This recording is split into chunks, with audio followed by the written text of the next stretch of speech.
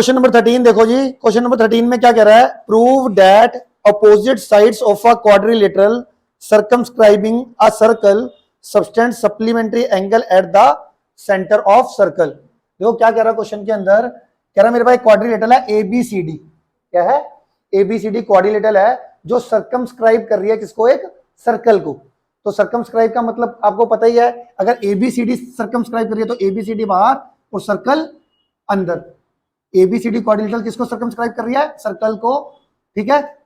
और सर्कमस्क्राइब का मतलब और भी क्या होता है? देखो सर्कल का टॉप टॉप को टच कर रहा है, बॉटम बॉटम को, और ये दोनों साइड साइड को टच कर रही है, तो इसको कहते हैं सर्कम। क्वाड्रिलेटरल ने सर्कल को सर्कमस्क्राइब किया है। ठीक है। अब इसमें कह रहा है जो इसकी अपोजिट साइड है इस क्वाड्रिलेटरल की, ए बी। अब मान लेते हैं इस क्वाड्रिलेटरल की अपोजिट साइड कौन सी है? ए बी डीसी के अपोजिट साइड है, और ए डी किसके अपोजिट साइड है? बीसी के। तो वो कह रहा है अगर ये अपोजिट साइड सेंटर के साथ जो एंगल बना रही है, तो मैं मान लेता हूं ए बी सेंटर के साथ कौन सा एंगल बना रही है? ये वाला एंगल एओबी। और डीसी सेंटर के साथ कौन सा एंगल बना रही है? डीओसी। तो जो अपोजिट साइड है जो सेंटर के साथ एंगल बना रही है, ये दोनों एंगल, ये आपस में सप्लीमेंट्री प्रूफ करना है मेरे को। ठीक है। तो एओबी और सीओडी इनका समवनएटी दिखाना है। दूसरी तरफ से ये भी अपोजिट साइड है, तो बीओसी प्लस एओडी इनका भी समवनएटी दिखाना है। तो पहले क्वेश्चन आराम से समझ लो, अगर इसमें कोई बात नहीं समझ में आई तो पूछ सकते हो। आ गया समझ में कि एक क्वाड्रिलेटरल है, उसने सर्कमस्क्राइब कर रखा है एक सर्कल को, और जो क्वाड्रिलेटरल की अपोजिट साइड्स हैं वो सेंटर के साथ इक्वल, जो अपोजिट साइड सेंटर के साथ जो एंगल बना रही है वो सप्लीमेंट्री एंगल बना रही है, इसको प्रूफ करना है। क्या क्वेश्चन समझ में आ गया? गिवन टू प्रूफ, सब कुछ समझ में आ गया तो प्रूफ लिखना स्टार्ट करूं। ओके है सारे बच्चों को? अब देखो करना क्या है, सबसे पहले मैं इस में कंस्ट्रक्शन क्या करने जा रहा हूं, जो ये सेंटर है इसको मैं पॉइंट ऑफ कॉन्टेक्ट से ज्वाइन करने जा रहा हूं। ठीक है। ए बी सी डी ये आ गया, इसको मैं ले लेता हूं ई, इसको ले लेते हैं एफ, इसको ले लेते हैं जी, इसको ले लेते हैं एच।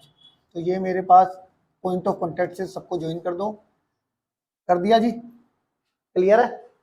अब देखना पहले अच्छे से, समझ में आ जाए तो लिख लेना। ठीक है। अब इसके अंदर देखो, मैं इसको एंगल 1 का नाम दे रहा हूं, इसको एंगल 2 का, इसको 3 का, इसको 4 का, इसको 5 का, 6 7 8। मैंने देख आराम से, ध्यान पहले समझ लो उसके बाद लिख लेना, कोई चक्कर नहीं। एक ही क्वेश्चन आज आपको कराना है ना, मैंने आराम से देखो। क्लियर है इतना? ठीक है। अब मैं इसके बाद क्या करने जा रहा हूं, ये ओ ए ई और ओ ए एफ इनको कॉन्ग्रुएंट दिखाने जा रहा हूं। इन पहले कंस्ट्रक्शन में लिख लो। कंस्ट्रक्शन में हमने क्या किया था? ज्वाइन करा था हमने, ज्वाइन ओ एच ओ जी ओ एफ ओ ई, इनको ज्वाइन करा था। ठीक है।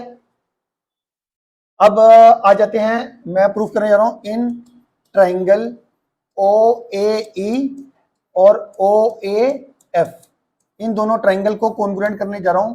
क्यों करने जा रहा हूं मैं बताता हूं। फिलहाल के लिए ओ ए ई और ओ ए एफ को मैं इसको कॉन्ग्रुएंट कैसे करेंगे? देखो ओ ए दोनों में क्या है? कॉमन। ओ ए क्या आ गई? कॉमन। और जो ओ ई और ओ एफ है वो देखो सेम सर्कल के रेडियस है। ओ ए और ओ एफ क्या है? ओ ई और ओ एफ क्या है? Radius of same circle, radii of same circle, ये आ गया जी। और ओ ए ये आ गया, एक ये आ गया। और ए पॉइंट से अगर मैं बात करूं तीसरी साइड, ए ई और ए एफ ये दोनों इक्वल हैं। कैसे बताओ? एक्सटर्नल पॉइंट से लेंथ ऑफ द टेंजेंट क्या होती है? इक्वल। तो two tangent from an external point are equal to each other, are equal to each other. ठीक हो गया? क्लियर है इतनी बात? अब इस हिसाब से देखो, ये साइड को अब दोबारा से देख लो डायग्राम में, ओ A E O A F को मैंने कॉन्ग्रुएंट दिखाया कैसे? O A common, O E O F radius of same circle, और ए ई ए एफ के बराबर है एक्सटर्नल पॉइंट से length of the tangent equal हो गई। एस एस एस से triangle O A E is congruent to triangle O A F by S criteria, ठीक है। अब ये जो दोनों ट्रायंगल मैंने कॉन्करेंट करी, तो बाय सीपीसीटी से एंगल 1 एंगल 2 के बराबर हो गया। मैं लिख सकता हूं एंगल 1 एंगल 2 के बराबर, लिख सकता हूं ना, ठीक है। तो मैंने लिख लिया बाय सीपीसीटी एंगल 1 किसके बराबर आ गया, एंगल 2 के बराबर। अब डायग्राम में देखो आगे, देखना ध्यान से, 1 2 के बराबर हो गया। अच्छा देखो, सिमिलरली अगर मैं ओ बी जी और ओ बी एफ को कॉन्करेंट कर दूं तो 3 4 के बराबर हो जाएगा, ऐसी 5 6 के बराबर हो जाएगा, ऐसी 7 8 के बराबर हो जाएगा, है ना। तो बार बार कॉन्करेंट, ये देखो आपको कभी बार बच्चे कंफ्यूज हो जाते हैं, ऐसे याद रखना, A B C D quadrilateral है, इस ए पॉइंट से जो सेंटर को ज्वाइन कर रखा है वो कॉमन साइड है दो ट्रायंगल के बीच में जिनको कॉन्करेंट दिखाना है। तो ए ओ ई ए ओ एफ को कॉन्करेंट करा के ये दोनों एंगल इक्वल। इसी तरीके से बी ओ जी और बी ओ एफ को कॉन्करेंट दिखा देंगे सिमिलरली करके, तो 3 4 के बराबर आ जाएगा, 5 6 के, 7 8 के बराबर आ जाएगा। तो आपने क्या करना है, 1 2 के बराबर दिखा दिया, सिमिलरली करके आपने लिखना है similarly angle 3 is equal to angle 4, angle 5 is equal to angle 6, angle 7 is equal to angle 8। क्या मेरी बात समझ में आ गई आपको? इतना ठीक है। इसके आगे देखो, ये डायग्राम के अंदर ही, डायग्राम के अंदर क्या मैं ऐसा कह सकता हूं, इस पॉइंट ओ के अराउंड जितने भी एंगल हैं उनका सम 360 होगा, कंप्लीट एंगल, ठीक है। तो इसमें मैं लिख लेता हूं angle 1 plus angle 2 plus angle 3 plus angle 4 angle 5 angle 6 angle 7 plus angle 8 कितना आ गया, 360 डिग्री कंप्लीट एंगल लिख लेना रीजन में। ओके है, ये आ गया जी। इसके बाद मैं अपनी प्रेफरेंस सिलेक्ट कर लेता हूं। मैंने ना प्रूफ क्या करना था, प्रूफ करना था, पहले दो प्रूफ करने हैं, मगर मैं पहले इसको टारगेट लेके चलता हूं, किसको, एओबी और सीओडी का सम 180 दिखाना है। और डायग्राम में पहले मैं देख लूं एओबी है कहां पर। एओबी एंगल मतलब एंगल 2 प्लस एंगल 3, और सीओडी एंगल मतलब एंगल 6 प्लस एंगल 7, है ना।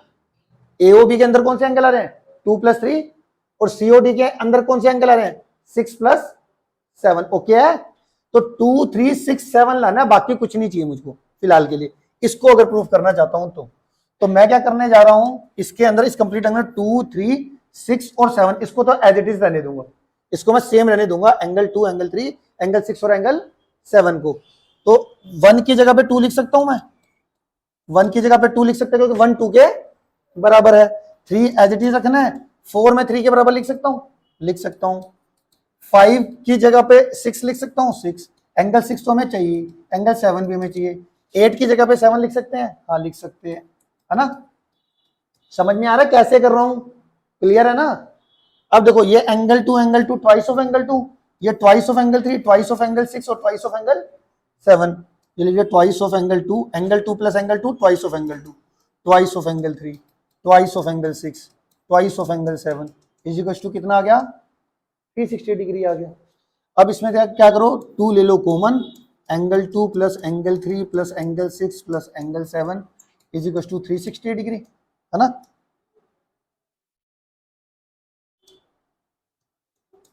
क्लियर हो गया। इस 2 जो कॉमन लिया है मैंने, इसको डिवाइड में भेज दो, तो ये कितना आ जाएगा मेरे पास, ऊपर लिख रहा हूं मैं यहाँ पर, ठीक है। एंगल 2 प्लस एंगल 3 और angle 6 plus angle 7 is equal to 360 degree upon 2, cancel करके कितना आ जाएगा, 180 डिग्री आ जाएगा, है ना। अब डायग्राम में मैंने क्या बोला था, एंगल 2 प्लस एंगल 3 किसके बराबर है, एओबी एंगल, और एंगल 6 प्लस एंगल 7 किसके बराबर है, सीओडी के बराबर। तो यहाँ पर मैं एंगल 2 प्लस एंगल 3 की जगह पे एओबी लिख दूंगा, और एंगल 6 प्लस एंगल 7 की जगह पे सीओडी लिख दूंगा, जो कि मेरा पहला प्रूफ आ गया, ठीक है। एओबी प्लस सीओडी को मुझे 180 दिखाना था, एओबी प्लस सीओडी को मैंने 180 डिग्री दिखा दिया। अब दूसरा आप सिमिलरली लिख सकते हो कि बीओसी प्लस एओडी एंगल का सम कितना आ गया हमारा, 180 आ गया। बीओसी प्लस एओडी का सम देखो, अब एक आ गया। अब बीओसी प्लस एओडी का सम 180 हमारे को प्रूफ करना है।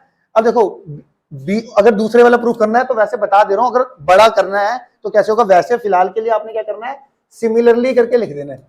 सिमिलरली हमारा, हमने ये दिखाया ना पहले कि भैया इन दोनों अपोजिट साइड का सेंटर के साथ जो एंगल बना वो सप्लीमेंट्री बन रहा है, ए इन दो साइड का सेंटर क्या था, एंगल कौन सा बन रहा था, एओबी और सीओडी, एओबी प्लस सीओडी का सम 180 आ गया। तो हमारा क्या हो गया, सप्लीमेंट्री एंगल बन रहा है ना, अपोजिट साइड का सेंटर के साथ जो एंगल बन रहे हैं उनका सम 180 आ रहा है, तो सप्लीमेंट्री आ गया। सिमिलरली करके आपका बीसी और एडी भी सेंटर के साथ जो एंगल बनाएगी वो भी आपस में क्या होंगे, सप्लीमेंट्री होंगे। पहले तो आपको मैं बता देता हूं, ऐसे लिख सकते हैं बीओसी प्लस एओडी का सम भी 180 आएगा और प्रूफ हो गया, हेंस प्रूफ। ठीक, बट फिर भी अगर इसको भी आपने प्रूफ करना है इन केस, तो देखो कैसे करोगे। बीओसी और एओडी में एंगल देखो कौन से हैं, बीओसी में 1 और 8 था, बीओसी में बीओसी में 4 और 5 और एओडी में 1 और 8, 4 5 1 8। अब जो ये कंप्लीट एंगल आपने लिखा था, कंप्लीट एंगल, इसमें 4 5 1 8 को एज इट इज छोड़ देना और बाकी सबको रिप्लेस कर देना, तो हमारा क्या जाएगा 1 4 5 8 का भी यहाँ पर क्या जाएगा, ट्वाइस आ जाएगा, 2 कॉमन लेके डिवाइड में आ जाएगा। और वही same angle 1 plus angle 4, angle 5 plus angle 8, इसका सम 360/2 करके 180 आ जाएगा। बट सिमिलरली करके ही आप काम चला लेना। आ गया समझ में? किसी बच्चे को कोई बात नहीं समझ में आई तो पूछ सकते हो, ठीक है।